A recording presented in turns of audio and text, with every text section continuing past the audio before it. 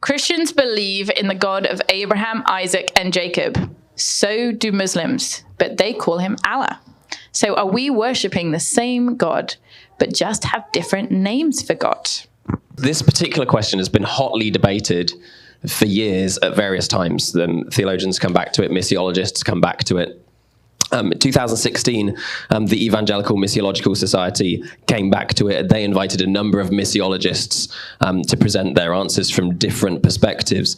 And I just want to say it's worth noting, because in the question it says that, they call him Allah, but we call him God. Well, actually, Arabic-speaking Christians also call God Allah.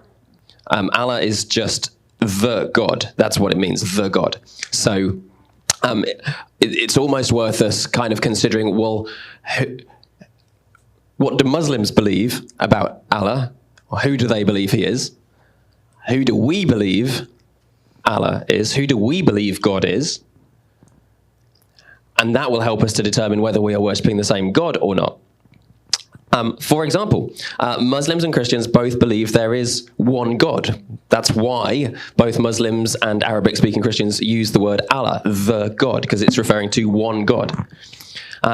Muslims and Christians both believe that this one God is creator, ruler, revealer, and judge.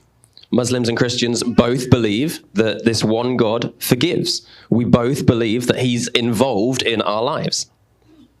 If we stop there, we might conclude that we are worshipping the same God. But we shouldn't stop there. The God of Islam, as revealed in the Quran, is undivided and singular. He is completely other, but in a sense that he is therefore completely unknowable in any intimate relational way. In Islam, God never reveals himself. He only reveals his will. As Christians, we recognize a God who is not singular, but a God who has a triune nature. He is Father, Son, and Holy Spirit. He is holy and other, but he reveals not only his will, but himself, that we might know him and be known by him. So both his triune nature, as having three persons, Father, Son, and Spirit, and by this self-revelation, he is a God of relationship.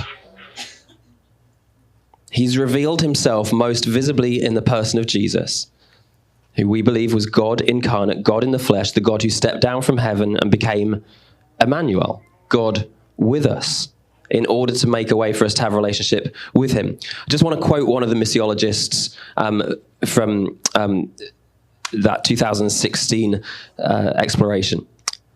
Timothy Tennant wrote this: "The texts of the Quran and the Bible differ on central doctrines of identity," referring to the identity of God, "such as the Trinity, the deity of Christ, the doctrine of the Incarnation, the redemptive power of the cross, and the resurrection of Jesus Christ from the dead.